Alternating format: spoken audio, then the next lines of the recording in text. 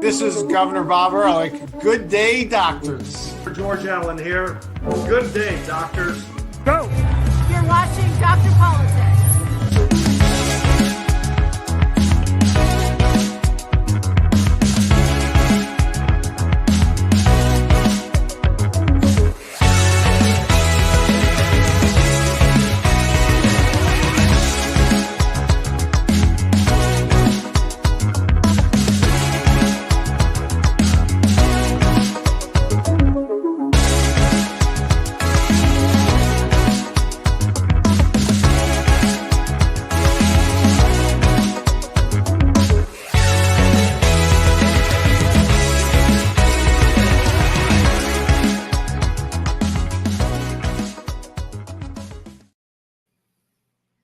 Hey, it's Friday, and we're two doctors short today, but we're here. David and I are manning the fort. Hope everyone had a good week. You know, We got matching t-shirts. Yeah, absolutely. Yeah, Uh-oh. we got the memo, and we've got it's been a eventful week. You know, I think oh boy.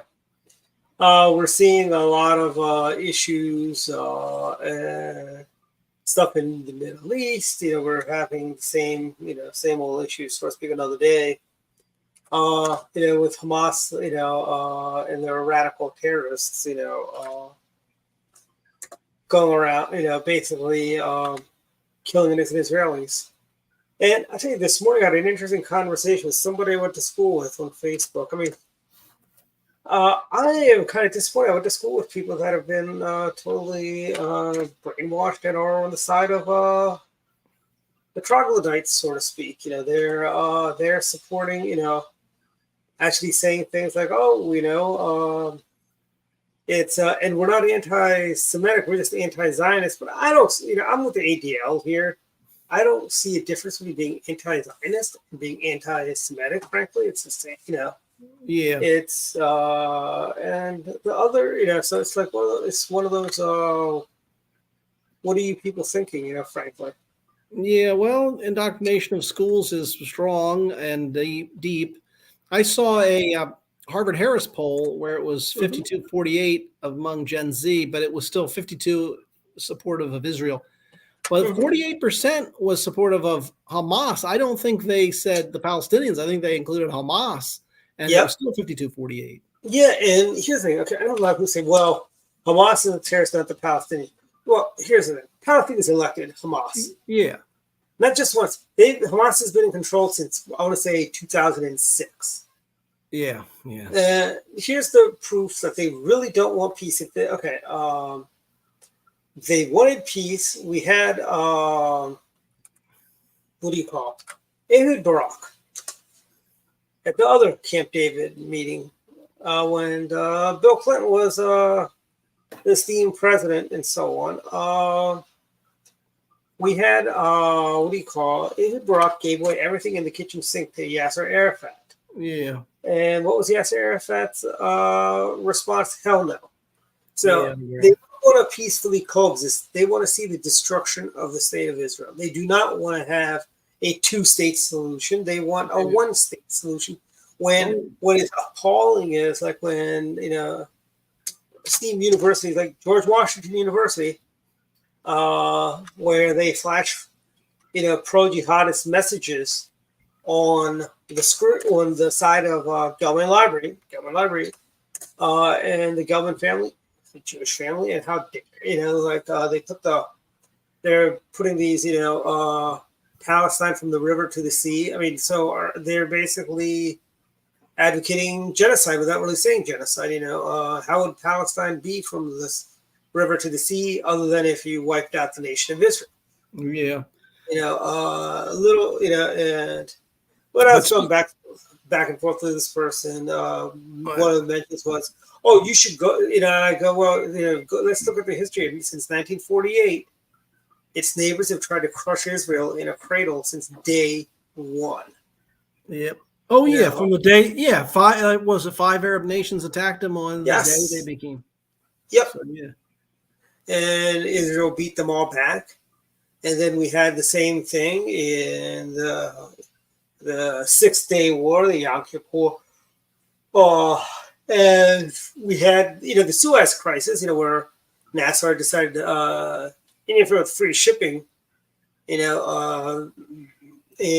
that was where Israel, the French, and the Brits took back, control of Suez, so to speak.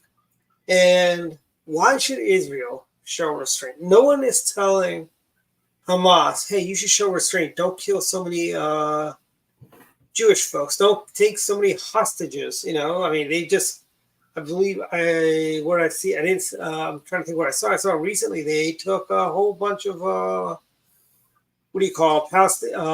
they murdered a bunch of Nepali hostages they had. And I was saying, it's like, what are you people thinking, frankly? This is not, why are we if you look at it, I really wish Actually Media would do actually real media analysis. I guess that's false to Brent Bozell of the Media Research Center, because they're too busy at Actually Media going after stuff that Action Academia should be doing. They're just going after college campuses and professors. That's not the mission of AIM. Reader Run's mission was to, thwart media biases and so on right now. I thought it was great when the former Prime Minister of Israel, Bennett, fight straight to the BBC reporter. I don't know if you saw the clip where the BBC reporter is harping on when Hamas blew up their own hospital and blamed the Israelis for it. And he had a very good point. If you look at MSNBC, they're also their reporting is very anti-biased, Oh, yeah. And PBS, I tell you, a couple weeks ago, I watched PBS had a weekend special. I'm like, what is this? They're just all they're doing is interviewing Palestinians and saying how horrible the Israelis are for, blowing up, their homes and stuff like that. I remember when Ariel Sharon was prime minister. Oh, yeah. He was something. Sharon, one thing. Sure, and they had a policy of if you're associated with terrorism, they would come and blow up your house. Obviously, and then you had Ehud, then you had Rabin, who became prime minister, and he kind of abandoned that whole policy of going after basically terrorist families and blowing up their homes and I think it's about time. I tell you, Israel should not, the hell with world opinion, frankly, and just take the fight. And I think this is a good opportunity for us to take a shot at the Iranian nuclear program as well. If we had a president that actually had a backbone, we could actually do some we could actually take care of some of our enemies at the same time. Well, I'll say this in fairness, and I'm pleased that Biden's been a little stronger than I thought. He said a lot of the right things. But he's yet to condemn the squad. He has yet to condemn the squad. Yeah, I don't think he will. He doesn't have the strength to do that, but he should. At least he hasn't gone along with them in a sense. The thing with Biden is he came into politics in the 1970s. Those were days when Democrats were generally pro-Israel. Well, as he's gone through his maturation, he's given into the left on most. His evolution, as they call it, right? The left evolves, but he still retains that pro-Israel initial sentiment. So he's been fine. At least he's been better than I would have thought so far. So I give him that. Now, if the body count continues and the propaganda continues, who knows if he's going to hold out? I don't know. I have no faith in him. Yeah, I have no faith in him. Yeah, I wouldn't have faith either. Holding out, this is a guy who decided to take a nap in the middle of a joint press conference with foreign leaders. Yeah. I think here's the thing.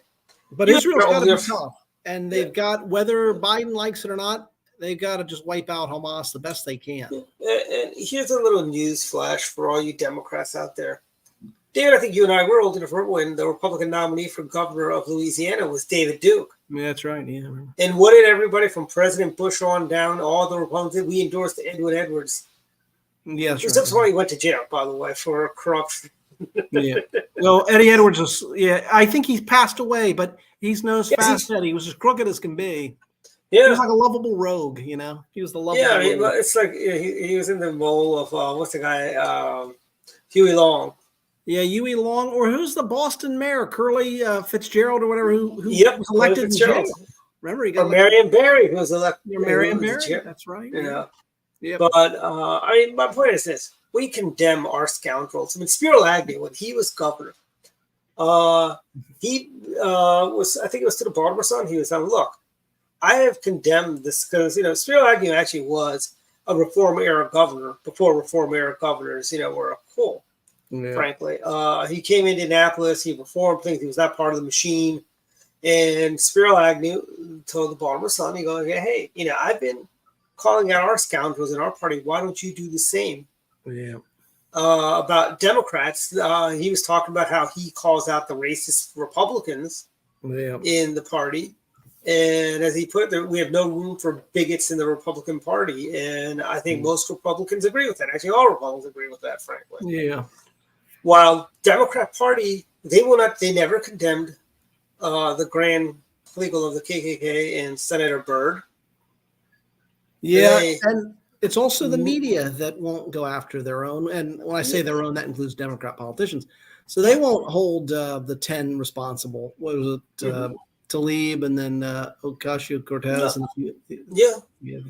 And I tell you, I was a little troubled by seeing all these pro-Hamas rallies on college campus streets of New York, Yeah, and I sent you the picture in Fairfax County. I was waiting. I was waiting for her at the doctor's office, and right there on Route 50, I said, "What is that?" And this car drives by with the Palestinian flag. I snapped the picture, and I made sure to send it to you. But that was really. Yeah, and I think it's like I think it's really criminal, frankly, on that front. Yeah, like you said, a lot of it I attribute to sort of that brainwashing, and it's just the extreme left. They try to out-woke each other, and I think one way to be woke is to take up the Palestinian cause. That's one of the ways to do it. Even though that contradicts their other views, though, in terms of whether it's gay rights or trans ideology.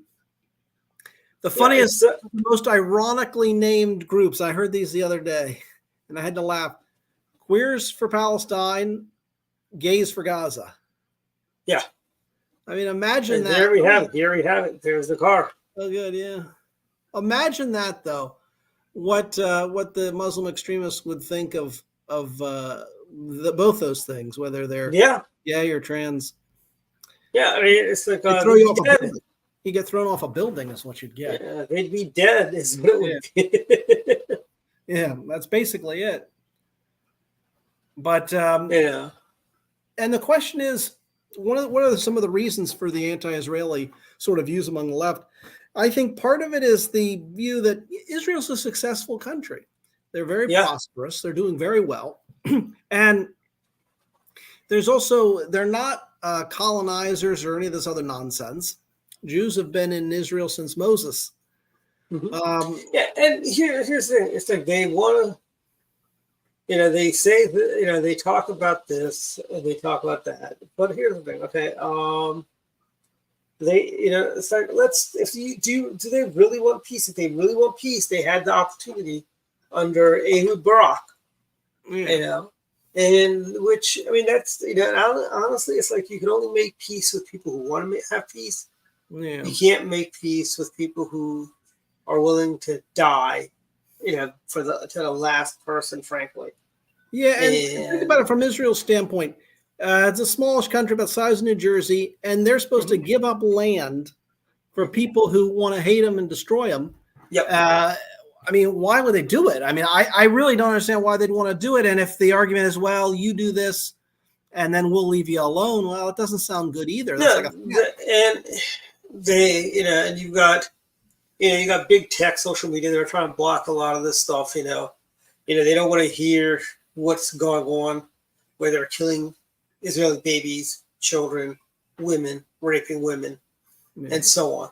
And they don't, they're kind of like, why is Facebook? Why are all these social media sites trying to block those? Even X, one of our reporter friends, was blocked on that. I mean, for a while. Then he came back. They had suspended their account, but still, it's like, what is going on? What is this? Are we in 1930s Germany all over again, where you can't, And here's the thing: I remember from history class, a lot of people, a lot of American intellectuals and folks were saying, we didn't know about the atrocities of the Holocaust. Okay, we know the atrocities that Hamas is inflicting on the people of Israel, but yet everyone is still silent. That's true. Everyone is silent on that. And in some ways, remember, in the case of the Nazis, they tried to cover up their crimes. They knew what they did was wrong. But in the case of Hamas and the others in the region, they take pride in the killing of innocent. Yep. Yeah, it's right. So anyway. Yeah, it's like glory days to them, frankly. Yeah, right. But the other thing that would concern me about this time, this is why it's sad Biden's president, is there's going to be, we need strong leadership, but also the vulnerabilities, the potential here, because China may be watching this.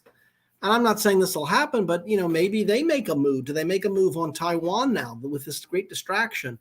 And we're going to be we're stretched probably pretty thin now in trying to back Ukraine, help out Ukraine. Now you need to help out Israel. What's China going to be up to? So it's just a very scary time. And Iran is getting very brazen, even attacking our soldiers, openly supporting now Hamas in this battle. So it's a scary time. Yeah, and it is, and again, I go back to, you got Harvard, all these, schools like University of Pennsylvania, where my nephew, who is Jewish, went. Yeah. And they just hired an anti-Israeli person to be on their board there at University of Pennsylvania. Shame on you, University of Pennsylvania, But, kudos to John Huntsman and some of the other billionaires who have decided we're cutting funding. And I think that's great. I think that's great to stand up on this one. So it's like, I know a lot of people that when they basically are not going to be giving George Washington University another dime, frankly, they're soft on terrorism and soft on anti-Semitism policies at the George Washington University. And we're seeing this even at state schools like University of Maryland. We're seeing a lot of this stuff. We had a case in UVA. I forgot exactly what it was, but there was criticism from a legislator about something that they said or did. So, and then there's also I'm trying to think where they chased down. I think it was somewhere. I think it was Tulane, where kids were peaceably marching in solidarity with Israel, and they were all attacked. Yeah, it's. You think it's not. You don't think that would ever happen today in America, frankly, in 2023 America. Yeah, that's true. But it's really, really bad. It is scary. I really think this time Israel needs to show no mercy, frankly. Yeah, well, they got to wipe out Hamas. There's no way around that. You got to eradicate them. If you remember the Munich games, where Palestinian terrorists or Arab terrorists murdered the Israeli Olympic team. Yeah. And Mossad, Israeli intelligence, they had something called Operation Wrath of God. And they hunted down every last one in their family. And you have to do that. You have to take out their families also, frankly. Well, Israel's been great, and I hope it's still the case, but they had a great reputation of being very good on intelligence, although this one slipped through. But they've also been good at going after their enemies, all the way back to capturing Eichmann. Remember when they had the plan to capture Adolf Eichmann from South America and bring it back? So they've always been good at it. Let's just hope they're still good at going after the terrorists. Yeah, they will. I've got no doubt that they will pay. And they need to be made an example of, frankly. but because they really pretty much that's what they don't understand, and Well, and yeah, I think, and the other thing is with the colleges and universities, I don't cry for them because they made this possible in a way. They allowed the bullying. They didn't stand up to the students. They decided, oh, no matter how nutty you are, we'll shield you from criticism. We're not gonna, we're not gonna say that's ridiculous. You're stupid. Not stupid, but they didn't really challenge them so much. And I talk about that in my book. And now they've created these little monsters, and look what they've got now. They don't have control. Yeah. They have given aid and comfort to these people. Yeah. And I think as a result, they need to be cut down to size, frankly. Oh yeah. I think we need to go after. I don't see anything wrong going after professors that as collaborators. Yeah, like frankly, Ward Churchill's. But I think this also should be a lesson for conservatives, especially the billionaires and millionaires. Don't give the schools. I know you had a good time at your university. You have great feelings about them, but that school's gone now. And don't give at least, I mean, I can understand if you give the science and the technology and engineering departments and medical schools. I get that. I don't think the sciences have been yet corrupted by political correctness. But the arts departments are probably all gone. All of them. Oh, yeah. So don't give them any money. Don't give them any money. That's what I'd say. Yeah, I agree. And it also, it looks like maybe, just maybe, Congresswoman Tlaib may actually get censured. I hope so. I'm not holding my breath. Yeah, I wouldn't hold my breath on that one either. But maybe she will, Yeah, maybe. And now that we got a speaker, finally. Yeah, now Speaker Mike Johnson, I think it's great that we have a speaker. To start talking. I think he's going to do a great job for everyone involved. I think he'll be great. Yeah. But I'm sorry we had to go 3 weeks not having a speaker, not speaking out on these things. It was a real mistake to get rid of McCarthy like we did in the middle of the session. Yeah, that's why I'd like to know if Matt Gaetz, was he coordinating with Hamas? Because you notice speaker's gone, which cripples the United States. And then I think it was a day or two later, Hamas launched their attacks. I think it was right after. Yeah, and the timing is a little too coincidental, frankly. I don't think there's any connection on that, but it's just bad coincidental. It's bad timing. I don't know. I've got no faith in Matt Gaetz, frankly. Matt Gaetz should be, I hope somebody primaries Matt Gaetz, frankly. Yeah, and I don't care much for, and one of the crazy eights is here from my state of Virginia, Bob Good, and I've given him money. He was a speaker at a Lincoln Day dinner last night in Talbot County. Congratulations, Talbot County. Who was? Congressman Good. Oh wow, jeez Louise. Yeah, Bob Good, not to be confused with Virgil Good. Yeah, Virgil Good is great, but Bob Good, I would not contribute again. I just think that. What area does he represent? Is he like the 5th district? Is that the Rigel district? Is that the old Scott Rigel district, the Virginia Beach area? Well, that's the old Good district, and Robert Hurt. And then for one term, we had a moderate sort of Republican, Denver Riegelman. Yeah. Good. Yeah, Riegelman. There you go. That's the one. Yeah, Scott Riegelman. Yeah. Now I'm sorry. I'm now all confused. I probably gave you bad information. But Good should be in the 5th. He primaried. This was Denver Riegelman, and beat him. Denver then ended up going very left, and he was on MSNBC. Used to see him on there. But him and Mikey Steele. Him and little Mikey Steele. But Good turned out he was a Tea Party guy, solid conservative. But I just think he's going to do stupid things like this. Well, who else went? Who else went bad? Remember, you lied. The congressman who shouted, "You lied" to Barack Obama. I believe his name was. What is the? Oh yeah, Joe Wilson. Yeah, and Joe Wilson from South Carolina. Yeah, and Joe Wilson also kind of went off the deep end too. Oh, did he? I didn't know that. Yeah, he was very anti-Trump. Oh, really? That is weird. I wouldn't have guessed that. But here's the thing. Here's the thing. I can see. I want to say, if I were to guess, I would say our old boss Paul Weyrich. Yeah. In the primary, would never have supported Donald Trump. He probably would have supported in the primary someone else. Probably Ted Cruz, maybe, or Yeah, maybe he'll produce a lot of the old right did. And Viguerie, remember Richard Viguerie didn't back Trump. I guess he did in the general, but he didn't back him. Yeah. I mean, I was kind of shocked when I heard, what's her name? Phyllis Schlafly. Yeah.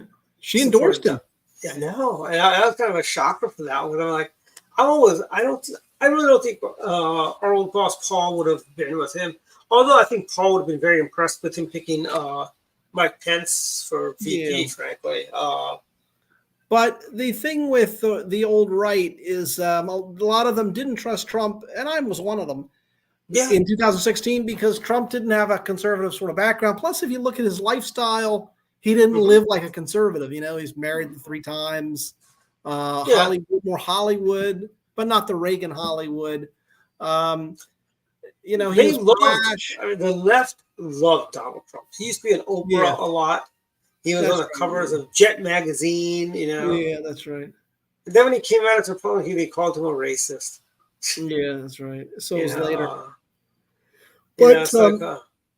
But remember, National Review went after Trump hard in 2016. Remember, they had a whole edition of the magazine with all these people denouncing Trump as a fake conservative.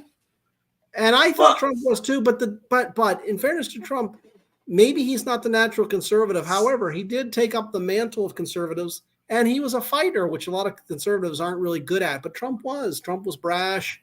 Well, I think this. He did. I don't mind breaking the rules. We finally did overturn Roe v. Wade. Yeah, that's right. He finally did that. That and his policies were great. He had good policies. And I think from Trump's standpoint, and there's something to this, he said to us, you guys in your think tanks, you conservatives there in Washington, you don't know how to win. You're not winning.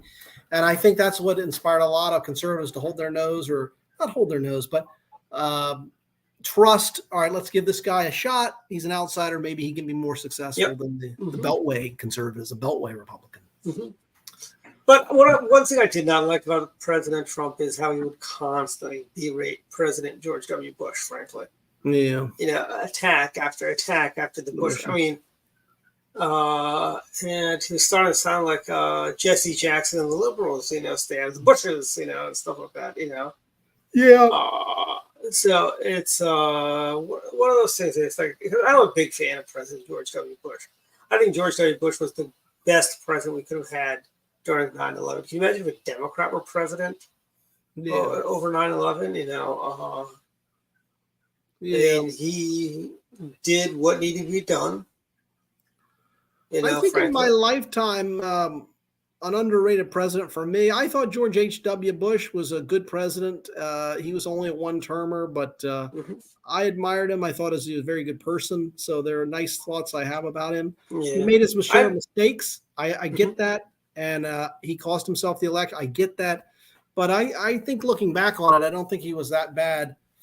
No. I mean, if you look at bad presidents, Jimmy Carter still, in my lifetime, Jimmy Carter is the worst, and Obama. But I'll say something for a Democrat that was better than we thought. And I opposed him, and I voted against him Clinton, twice. I know. Bill Clinton. And I opposed him twice, and I voted against him twice. But if you think about it, look back on it, for a Democrat, he was quite moderate, and fiscally speaking, fairly conservative. Foreign policy, he showed restraint. He was lefty on the courts and stuff, as you could imagine. Yeah. But Clinton would be somewhat moderate, especially economics. Remember, he did cut the capital gains tax. Yep. The Newt Gingrich, the crime bill, welfare reform. Yeah, that's right. I mean, we never would have gotten those things done, I think, under a Republican administration. Yeah, I think the Democrats would have been too galvanized against us, frankly. Yeah, probably. Even if we did have both houses, frankly. Yeah, probably. In Arrow 94, I mean, it was great. I mean, you notice, people were saying, James Carville included, it looks like he's going to be a one-term president, and then Newt Gingrich and the Republicans started implementing the contract with America, and the next thing you know, the economy's turning around, and Bill's not looking so bad. Yeah. Yeah, he was smart. Like I said, I think a sleazy person and all, but he wasn't so bad as president. In fact, I remember when his term ended, George Will wrote a column, and George Will pointed out how Republicans should be very, very happy because because Clinton wasn't the lefty that we feared. I know he's. I tell you, it's funny. It's his wife is far worse than he. Yeah, I think so. That's so that's why a lot of Democrats are now openly criticizing Bill Clinton. Absolutely. I don't think he can Obama's. make it, and he wouldn't be a Democrat today. Well, he is a Democrat today, and he is a Democrat. I'm just saying, with the positions he had, if he were running today, no, they're not going to nominate him. With those, he wouldn't get through the primary. He could not get through the primary process. Yeah, no, because he was for welfare reform. Democrats don't believe you should work for welfare. Obama undid welfare reform, if you recall, with Obamacare. Welfare has been undone. Yeah. We've got also, in addition to that, we have, we had the crime bill. We had things that we never could have, So, Bill Clinton, as presidents go, he was not that bad. He was not bad. And I agree. And a lot of people say, well, in the case of Biden, really Obama's running the show.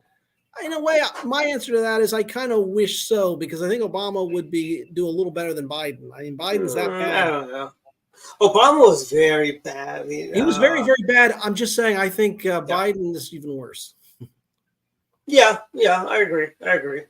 Because remember, for a while, Obama was pretty good on immigration. We were getting tough for those first couple of years when Obama was president. Yeah, then he was up for re-election, so he needed to open up the floodgates to tip states in his.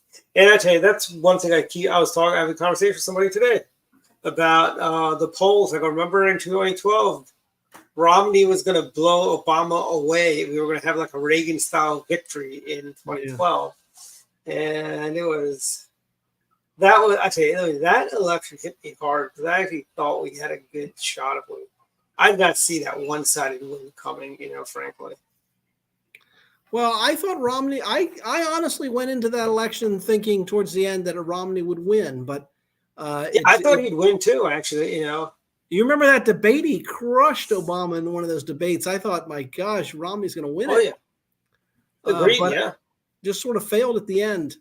But now Romney's leaving the Senate. And a lot of the media's now had him on in an interview. They're just talking about how the Republican Party is so far right that Romney doesn't fit in, and he's doing these interviews. Well, I wish Mitt Romney remember the fact that they called him everything in the book and said how he gave women cancer, and they lied about him not paying his taxes. And as Harry Reid, well, we won, didn't we? It's like that's their justification, I do think, and where Romney lost me, because I backed him in the primary back when he ran in 2008, and then I voted for him in, 12? But where he lost me is over his dislike for Trump. I understand he doesn't like Trump, and that's fine. But he didn't run against Trump in 2016. I guess he thought Jeb could beat him. But he came out. I remember when he started speaking out publicly against Trump, but it was too late when he started talking. Trump pretty much already had the nomination, and then Romney comes in and says how bad he is. And I remember thinking you should have done that earlier. And Trump did fundraisers for Romney too, and he ran for, so it's like, you come across a little bit of a phony, when you do stuff like that. And it's really bad how, these people, the Democrats, they did not like Bill Clinton in 1992. They did not even want to. They tried their best at knocking him out, frankly. Yeah. You think those bimbo eruptions were all only coming out of Lee Atwater's, not Lee Atwater, but the Bush team? No, I think some of those were coming out of Tom Harkin's camp and John Kerry of Nebraska and other. Bob Kerry, Bob Kerry, that's right. Yeah. Well, you may be right, but. And I remember Cuomo didn't run. They wanted Cuomo. He didn't run. Yeah. Some of the other big Democrats stayed out. Bill Bradley, I think at the time, was kind of popular. He stayed out. But he did run against Al Gore in 2000. Yeah. That's too bad. Gore kind of smeared Bradley pretty bad. Bradley, I think, is a decent man. I wouldn't have voted for him, but still fairly decent. So he's your old school Democrat is what it was, Yeah. But these new Democrats are destructive for the country, frankly. Yeah. John Sarbanes in Maryland, he just decided he's not running for re-election again. So, Euripsy, if you're watching, I hope you run. Lace up those running shoes, Euripsy Morgan. She was a radio personality on WBAL. She had a talk show there.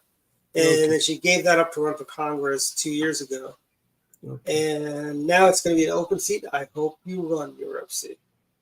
Well, I remember Paul Sarbanes. I remember those old days. Oh, yeah, Paul Sarbanes. Yeah, Sarbanes-Oxley. Yeah, he was right. the chair of the Senate Bank Committee when I was working for Senator D'Amato, when D'Amato was the ranking Republican there. Okay, yeah. And, Paul Sarbanes. Here's the thing. I would, this is me saying something nice about Democrats. Paul Sarbanes and Barbara Mikulski, the troll that lives under the Bay Bridge, the toll bridge, they both drove back and forth from Washington to their homes. Yeah. Barbara lived in East Baltimore, and Paul lived somewhere in Baltimore County, I think, or southern. But they drove home. Van Hollen doesn't drive. I don't think he drives home every night. Dutch Ruppersberger, who's a congressman, which preceded was held by Governor Ehrlich, who used to drive back and forth from Washington to his home in Arbutus, Yeah. And they did that. Dutch did not drive back and forth. Well. Andy Harris drives home, and Andy Harris his district is the Eastern Shore, and he drives home every day.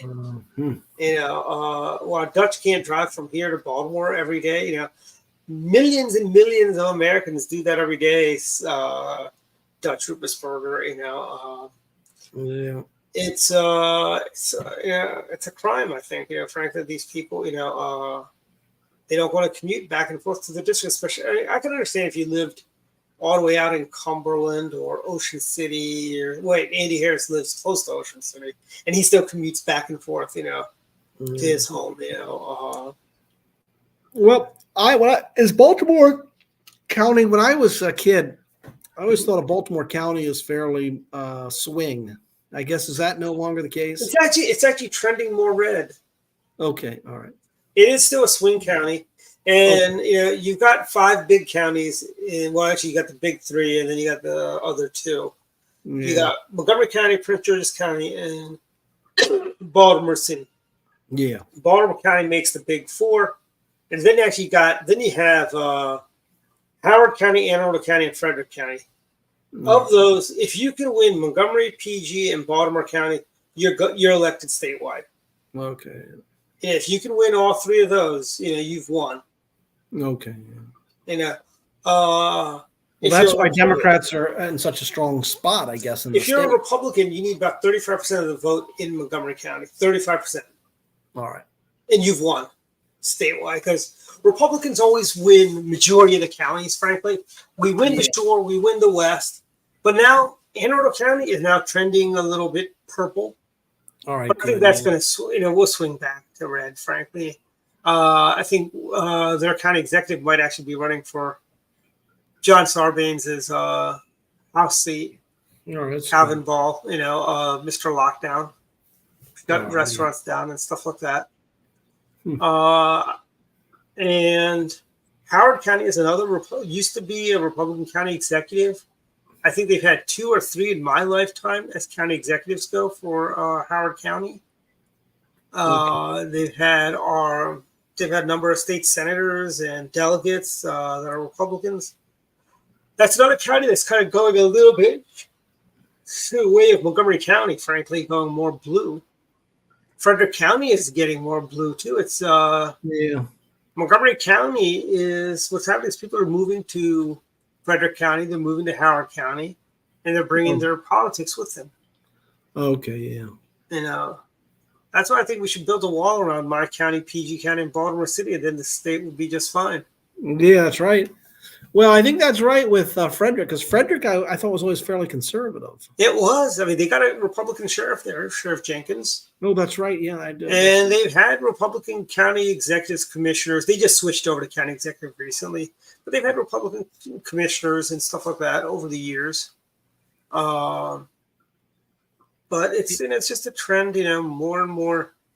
I mean, you have this very uber liberal state delegate who used to live in Montgomery County in Kensington. She represented the 18th legislative district in Maryland, Heather Major, and she moved to Salisbury or someplace on the Eastern Shore. Bringing her Montgomery County politics out there. Yeah. And those, so they're trying, the Democrats are spreading like a cancer in the state of Maryland to the red parts, like Carroll County, which is the reddest county in the state of Maryland. There they have, it's going over the way of, you got more and more people from Baltimore County moving into Carroll County. Carroll County is still a safe Republican county, but I can see in maybe 50 years it might start turning purple. Yeah. Well, I guess Harford County is Harford County pretty good? Oh, Harford County, yeah, it's good. They got a Republican county executive there. They got Delegate Shalega. Right, good. They've got good representation there, but they do have Democrats elected in Harford. I mean, there should not be a single Democrat elected anywhere in Harford County, frankly, or Carroll County for that matter. And Anne Arundel's good, right? And Anne Arundel. Anne Arundel's the one that's trending a little purple. Okay. The problem is too many people from PG County and Montgomery County moving there. You have the big blue section of Annapolis, which is suburban Annapolis. Annapolis is its own incorporated city, but you got suburban Annapolis, like the areas of Crownsville and so on that are trending more bluer. Yeah, and the other, I think that's what's going to happen, especially as these cities continue to. Look at Loudoun County in Northern Virginia. Yeah. Then again, I never really considered Loudoun County Northern Virginia. Now it is considered Northern Virginia. Oh, yeah. Loudoun, Prince William, Fauquier. I never considered those to be Northern Virginia counties. I saw Northern Virginia ending at Dulles Airport, frankly. Yeah, no, Loudoun's very much Northern Virginia, and Loudoun was good when I was a kid coming up. I mean, we had Loudoun County would help pull us through. It was great, but see, that's not the case anymore. And you got people in Loudoun. It's like all my life, Loudoun County was like the fastest growing county in America, decade after decade. So people kept moving in, but it changed the county. No longer conservative. I mean, look at Springfield. Ken Cuccinelli represented Springfield. Yeah, Springfield used to be good. Dave Albo, my old boss, Springfield used to be very good. Yeah, he just had a great fundraiser for Pat Harity. Yeah, that's right. Yeah, who also has been. Congratulations, Pat. I believe you've been endorsed by the Washington Post. And Democrat leaving state senator Chap Peterson backed Harity. Chap Peterson's actually he's one of those Democrats that I'll say, if he were a Republican, I'd feel comfortable voting for him. Yeah, he's more of the moderate Democrat. He's the last of a dying breed. He's pro guns, he's Chap the last Peterson. Of the dying breed. And in fact, he was so moderate that they primaried him and beat him. Yeah, they beat him. I wrote a column that was in the Times about that. Remember Jean Marie Davis? Yep. Ran against him. And was calling him a mouthpiece of the NRA. Oh wow, jeez. And Jean Marie is Mrs. Congressman Tom Davis. Yep, she's his wife. Yeah, Tom is another one who he wanted to be governor of Virginia so badly, but he just kind of, I think, basically screwed over a lot of people over the years. Yeah. Well. Yeah, I mean, he had a good run, and I give him credit. I mean, he won Fairfax County, and he pulled. I remember in '91 when he ran for in '91 he ran for Board of Supervisors chair, and I worked on his campaign. Yeah, fresh off the Bill and Lois Shepard campaign in Maryland for governor. Yeah, I went out and did a few things with his campaign, Tom Davis's campaign, and then. Next thing you know, he's running for Congress, and he's a member of Congress. Yeah, and Jerry Connolly has this. Yeah, I give Davis credit. He's very smart, good politician. He knew Fairfax County well. He got elected, helped get other Republicans elected in Fairfax County. So we were riding high in the Davis days, and that was the last time we controlled the Fairfax County Board of Supervisors. Yeah, I remember when Stan Paris was representing Arlington. Yeah, first person I ever volunteered for as a kid was Stan Paris when he ran for governor. Stan Paris came to GW. He was like maybe the fourth speaker I had come to GW. Okay, good. Yeah. Stan Perry, did he also represent Arlington in the legislature also? Because remember after he I don't lost, know. I always thought of him as Fairfax and then part of Prince William. You may be thinking of Frank Wolf. Frank Wolf did represent Arlington for a time. I He thought was the Stan last Paris did as Republican who was well. winning in Arlington. And now Frank lives in Florida, from what I understand. Yeah, I guess so. He's left politics, but he was the congressman from the 10th, and at one time that was part of Arlington County, and Falls Church was in the 10th. Yeah. And now that's represented by Don Beyer, right? Yeah, in the 8th. But I don't know. They've redone the maps, and I haven't taken another look, so I don't know. Things have really changed. It's kind of weird. But yeah, I think, that seat that Frank Wolf had, that's a seat I think we can probably win back with the right Republican running. The 10th, yeah, I think so too. Yeah, I think so. But and I think when Jerry Connolly has decided to, and Jerry Connolly's kind of there for life. He's like Jim Moran was, Jim Moran represented Fairfax, Alexandria. Yeah, because Moran originally came from the mayor of Alexandria. Mispronounced it's Moran. Yeah, Moran. I used to call him that too. But yeah, all right. But he'll fight you. Be careful, boy. That guy is not. He's an angry old man. Yeah, I saw him once almost threatened to beat up a friend of mine. So yeah, and Moran's daughter was holding him back. Albert Wynn represented the 4th district for the longest time. Well, one more thing. Moran was the stereotypical sort of hot-headed Irishman, Yeah, he was mayor of Alexandria, wasn't he? Yeah, he was, yeah. And there was some hostage situation where people died when he was mayor. Well, really? I don't remember that, but yeah, I remember that briefly, Yeah. I couldn't believe he got through that primary, But, in Maryland, Albert Wynn, who was the congressman for the 4th district for the longest time until he was primaried by another Democrat who thought he was too conservative. Oh, wow. And the story is he told a volunteer who was doing a sine wave on the same corner he was at, he goes, "Get off this corner or I will move you into traffic." Oh, wow. Yeah. Whatever happened to Wynn? Whatever happened to him? He's now a lobbyist, probably. Okay. Because I remember him. Yeah, I remember him. He lost his primary. It's funny. He was good friends with Ray McGrath, the Republican from Long Island. Oh, wow. I didn't know that. He's also friends with Peter King, another Republican from Long Island. Oh, yeah. I remember Peter King. Yeah, I used to work for him, too, actually. Yeah, I always liked Peter King. I used to see him when he'd come to NET. He was always a very nice guy, actually. He is a very nice guy, yeah. Yeah. And it was funny. It's like when Peter retired, one day I get a package in the mail. It's a flag flown over the Capitol as the service says, to my old friend and youth director of my campaign, Dwight Patel, for a flag in my name. Wow. And, go ahead. Sorry. No, go ahead. Yeah. Peter King used to come by NET, one of the nicest congressmen, and the nicest member of Congress I remember when I was in NET that I would deal with would have been George Gekas, congressman from Pennsylvania, Republican. One of the nicest guys in the world. And the thing about him is he'd have his coat on, but he'd wear, remember the Dave Thomas short sleeve dress shirts? Yep. He would wear them because when he would sit there with his elbows, his jacket would ride up, and you could tell he didn't have a shirt on because he had the short sleeve dress shirt. Yeah. I'm glad that's out of fashion. Don't be wearing that. But Yeah, that was I call it the old Dave Thomas dress shirt. Remember Dave Thomas? Yeah. Wendy's I know another really really nice member of Congress was Jerry Weller.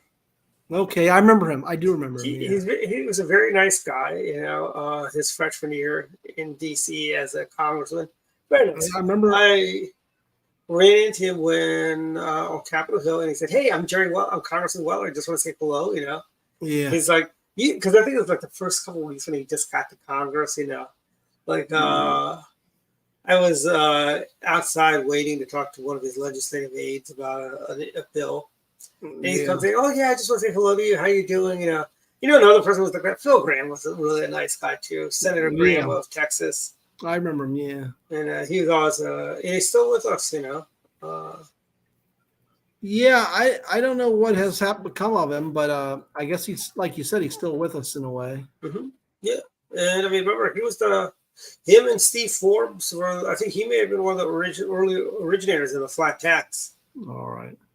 You know? Well, sad news. While we were talking, I looked up George Gekas passed away in 2021. Oh wow. I looked him up. Yeah, it's too bad. A very nice guy. I always liked him. There was Yeah, he's a great guy. there was a guy. He was a assemblyman in New York, and he would always hand out candy at the Long Island railroads. This is like the 60s and 70s. You know, my granddad would tell you those stories. You know, and I'm thinking like he could never do that today. No, I guess not. I had a neighbor like that. He'd come home and he'd pass us kids at candy to us. That's nice. Well, there was a guy in our neighborhood, old guy, and the story was him and his wife never had kids, but they always wanted kids. Yeah, well, it's like this guy. He'd walk around the neighborhood and he'd say hi to him. He'd pull out an envelope full of Brock's candies and gums and stuff like that, you know? Yeah. And I remember he used to give one piece of gum or 2 pieces of candy. Hold on one sec. Sorry. Yeah, sure.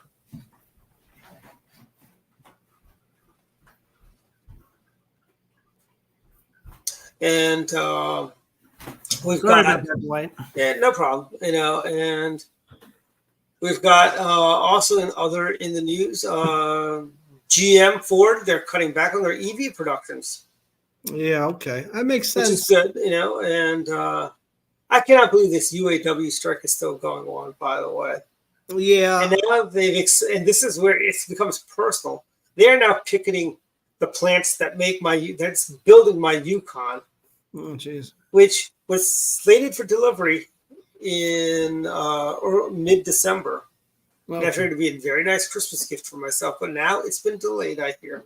Oh man. Well, yeah, I don't know. I mean, I hope it gets settled, but then again, I understand management, you know, can't give away the store.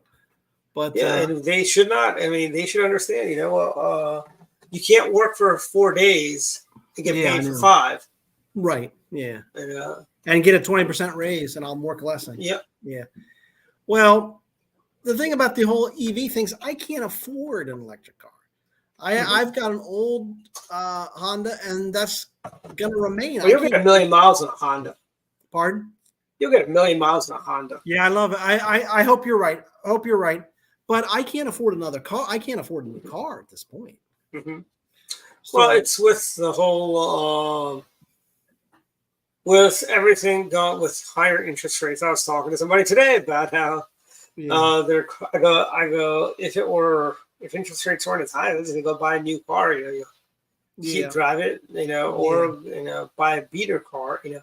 Actually, if you really want a car, you can I know used car prices are crazy high too.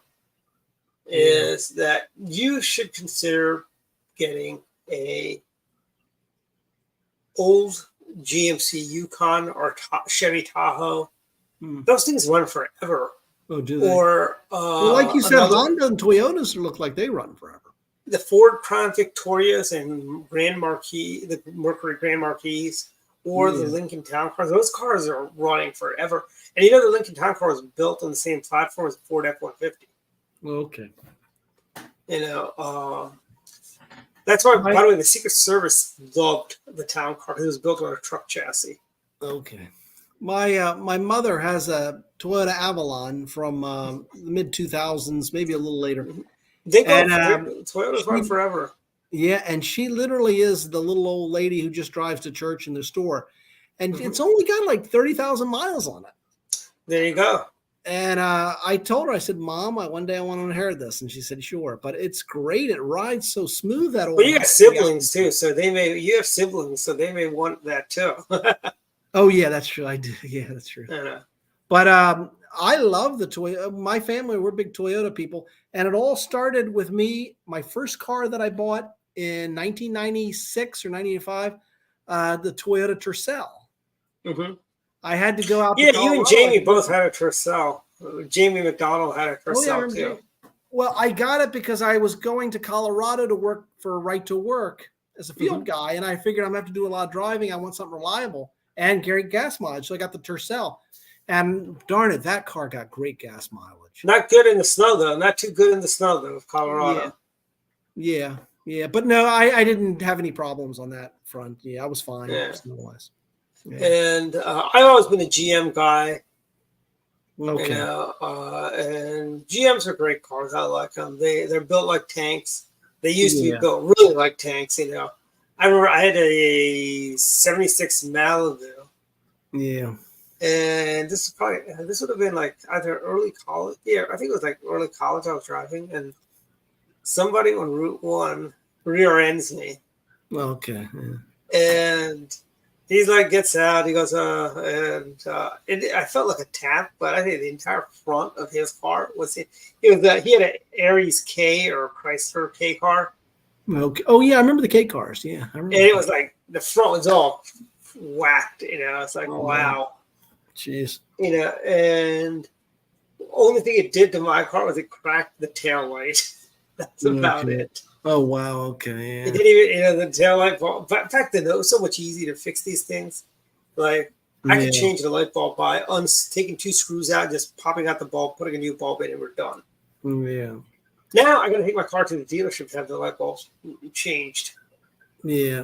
Well, I would, now that I'm single, because the wife at the time kind of oversaw the purchase of my Toyota, my Honda. But when I go back into the car market, it'll be my choice, and I would consider GM products. And a lot of the Chevy's gotten good. When I was a kid coming up, we avoided Chevrolets because as a kid, my father had enough Chevrolets, and they all stunk. But they've gotten better now, so I would look at them. But you know, it's Monte Carlos. We had a Monte Carlo. And the Malibus, they're like collector's items now. Yeah, the Malibu. But you're the one that told me that they're going to stop making Chevy Malibus. Yeah, they've already done that. They don't make They don't make any sedans anymore. I think General Motors has 0 sedans. They're all SUVs. You know, that's too bad. I like crossovers. I like the sedans. I was more of a sedan guy. I had a sedan until do you remember that big snowstorm we got in 2003? Yeah. Yeah, I bought an SUV after that, and we've never had it. You know, I bought my first SUV. Then I got a GMC Envoy. Okay. And it was great. I drove that until the transmission went out. Okay. And then I got an Acadia. Drove that, and then I traded. Then the transmission went out on that, so I just sold that back to the dealership. I had a Yukon. I traded my dad's Mercedes for a Yukon. And then I'm on my third Yukon actually now. And I was toying around a little while. Maybe I should buy a Tahoe instead of a Yukon. I'm like, I don't know. It's like, although it's like I feel like I'm kind of like my granddad would buy the exact same car every 3-4 years. It'd be, and that, like he'd buy the exact same, the Cadillac DeVille every couple of years. It wouldn't change too much, Yeah, but you may laugh at me and disagree, and I don't have the money for this car, but I gotta say the Teslas are good-looking cars. They're also inexpensive. They're actually a lot cheaper than you think. Yeah, I don't have the money to get a cheap one, but they're good-looking. Yeah, you're able to look at the used Tesla market, but my view is that I drive. I like to drive. I drive long distance, and I don't think I can do that with a Tesla. Yeah, and I had a friend that had one, and she wasn't a fan. I said, well, do you like it? She said, not really.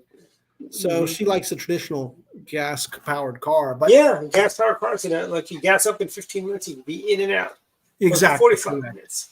Plus, I don't know the long-term cost of an electric car in terms of the problems with some of the parts. I don't know. Yeah. I had a friend, she came from Indiana in a Model X. No, not Model X, Model Y. Okay. I was impressed that she made it to my place in about 12 hours or so. Okay. Because I was thinking it's going to be about 16 hours because you got to charge, and I was impressed by that. Yeah. Okay. But anyway, those would be my concerns. I think with the electric cars, and I think they're going to get better, and they're going to learn to make them cheaper. but I would be concerned about the battery issue and some other Well, issues. you could buy a Ford Mustang Mach-E Okay. for a roughly, then again, all cars are overpriced right now, frankly. Yeah, probably. They're not doing incentives, but okay.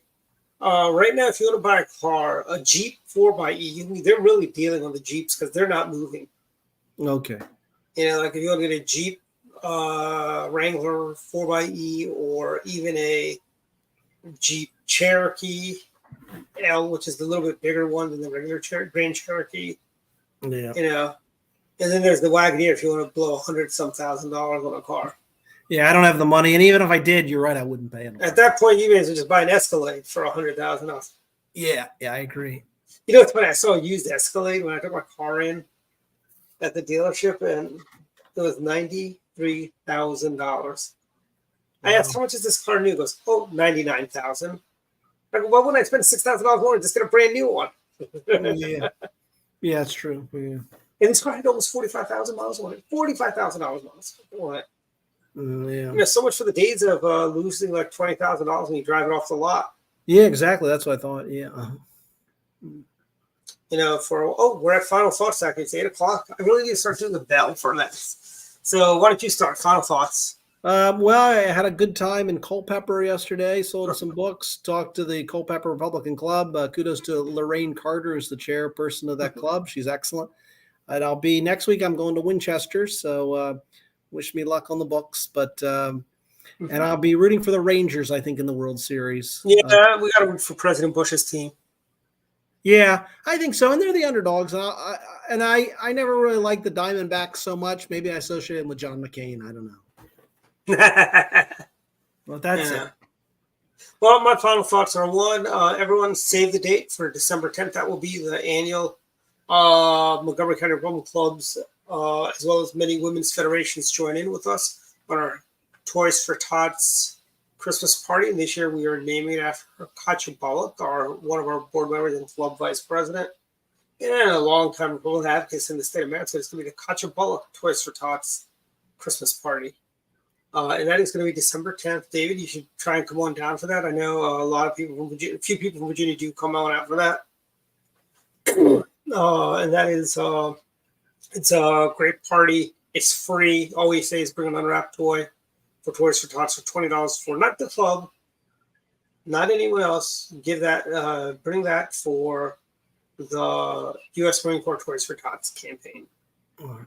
And it's a lot of fun. That is December 10th, everyone. And details and times and locations to come soon. But just save the date. Right. And again, we've got also, if anybody's interested, we have the Maryland Republican Party's winter convention is coming up December 1st and 2nd. The link should be up on MDGOP where you can go and get your tickets and so on. And thank you, Craig. Pizza for Israel. Our Republican Club is doing a fundraiser next Thursday, where it's our monthly pizza and politics. But this time we're going to take the proceeds from the event and give them to ZOA, which is the oldest pro-Jewish organization in America. And they are, we've got a donor that's going to match what we raise up to $500. So it'll be a fun night. Come on out. We've got a great speaker, Matthew Foldy, journalist extraordinaire, former candidate for U.S. Congress in CD6. Matthew's great. So come on out. That's at the Mama Lucia's in Oldie next Thursday, the 2nd of November. Wow, we're already into November. You have your what are you doing? You have your Halloween costume picked out for Halloween, Dave? No, I haven't really thought about it so much. I guess I was never much into dress up, but I don't know who's the scariest creature I can think of. Joe Biden.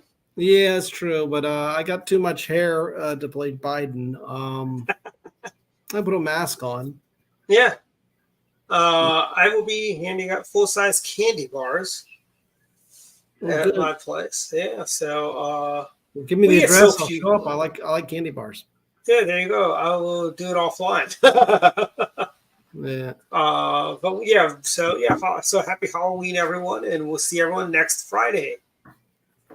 Take care. Good night. See ya.